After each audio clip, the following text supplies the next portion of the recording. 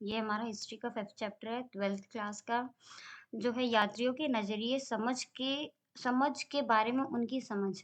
जो या इस चैप्टर में बताया गया है जो यात्री भारत आते थे जो पश्चिम से यात्री आते थे या कहीं से भी, उनका भारत के लिए क्या व्यू होता था, वो क्या सोचते थे यहाँ की संस्कृति के यहाँ के लोगों को देखकर, उसके बारे में है ये चैप्टर। तो ये 10वीं सदी से लेकर 17वीं शताब्दी तक का जो-जो लोग आए हैं, जिनकी बुक्स हैं, जिनको ज़्यादा बड़े रूप में बताया जाता है, उनके बारे में है। तो इसमें से 3 मेन इम्पोर्टेंट हैं, अल-बरूनी, फ्रांसवा बर्नियर और जो इब्न बतूता आए थे मोरक्को से। सो स्टार्ट करते हैं।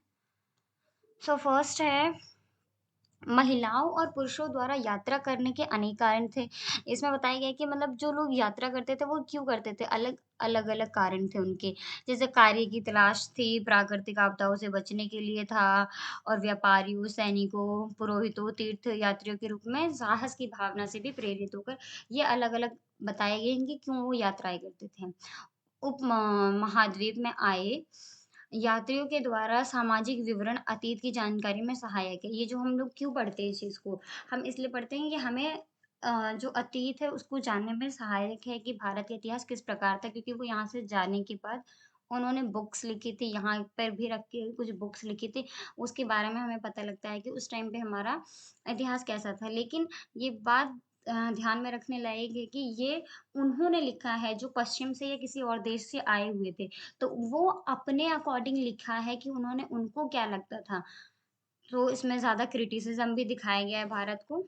तो अगला है 10वीं सदी से 17वीं सदी तक 3 प्रमुख यात्री आए थे, अल-बरूनी, इब्न बतूता और फ्रांसवा बर्नियर। जो अल-बरूनी थे वो 11वीं शताब्दी में उज़्बेकिस्तान से आए थे। उनकी जो किताब थी किताबुल हिंद अरबी भाषा में लिखी थी। दूसरे थे 14वीं शताब्दी में मोरक्को से आए थे। उनकी बुक का नाम रिहला था। बुक्स का नाम आता है इसलिए ध्यान रखना। उनकी बुक भी अरबी में थी और 7वीं शताब्दी में आए थे फ्रांसवा बर्नियर जो फ्रांस से आए थे और उन्होंने बुक लिखी थी travels in the Mughal empire वो भी अरबी में लिखी थी। अल-बरूनी को भारत में अनेक अवरोधों का सामना करना पड़ा। कैसे-कैसे अवरोध उनको जो बाहर से आते देखने को मिला।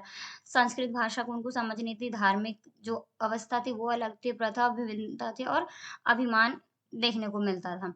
अल-बरूनी का जन्म जो उज़्बेकिस्तान में 973 में हुआ था, वह कई भाषाओं का ज्ञाता था जिसमें फ़ारसी, हिब्रू, संस्कृत आदि भाषाएँ थी। यहाँ आकर आकर उन्होंने संस्कृत भाषा भी सीखी थी।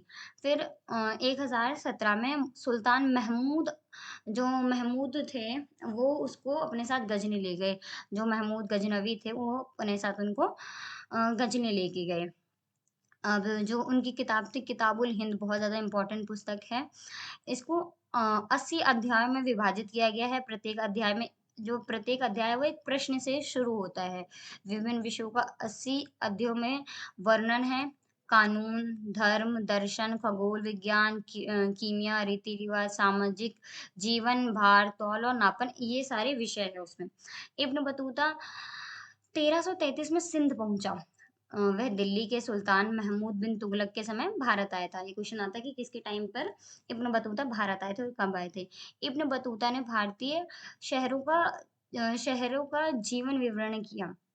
जीवन का विवरण किया जैसे भीड़ वाली सड़कें, चमक-धमक वाली बाज़ारें, आर्थिक गतिविधियों के केंद्र, डाक व्यवस्था, दिल्ली एवं दौलताबाद, पान और नारियल इब्न बतूता को आश्चर्यचकित किया। उसने पान और नारियल जो थे उनको आश्चर्यचकित किया था, इम्पोर्टेंट है ये। फिर अब है दास-दासियों के बारे में भी लिखा उन्होंने, कैसी दास-दासियों की सिचुएशंस थी। इब्न बतूता के विवरण के अनुसार उस समय में सुरक्षा व्यवस्था समुचित नहीं थी। अब आते हैं फ्रांसवा बर्नियर का क्या कहना था।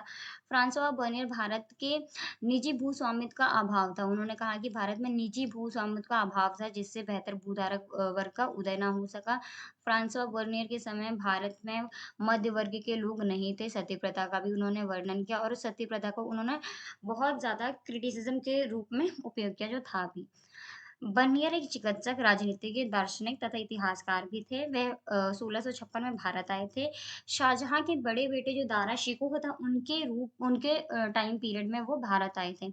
बर्नियर ने पूर्व और पश्चिम की तुलना की थी। बहुत इंपॉर्टेंट क्वेश्चन है कि कौन से जो दार्शनिक थे या यात्री थे, उन्होंने पूर्व और पश्चिम की तुलना की थी कि पूर्व बेहतर है या पश्चिम जो थी वो सारे डेवलप कंट्रीज़ माना जाता है।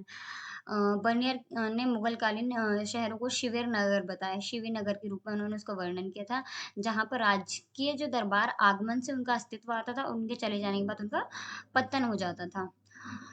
सो दास-दासियों का इस्तेमाल घरेलू श्रम, पालकी उठाने, डोला उठाने, मुखबरी आदि मनोरंजन के लिए किया जाता था। ये यूज़ था उनका दास-दासियों का, उन्होंने जो वर्णन किया। अब है कि बर्नियर ने पश्चिम को पूर्व से बेहतर बताने के लिए भारतीय कुरीति सती प्रथा का प्रयोग किया। उन्होंने जो भारत को बताने के लिए कि भारत में क्या-क्या कमियाँ हैं, उन्होंने सती प्रथा को ज़्यादा हाइलाइटेड रूप में बताया कि भारत में सती प्रथा का किस तरीके से बोलाबाला है और वो किस तरीके से एक अच्छा देश नहीं है। सो ये कुछ इम्पोर्टेंट टॉपिक्स था जो इसमें इम्पोर्टेंट था चैप्टर में। So thank you.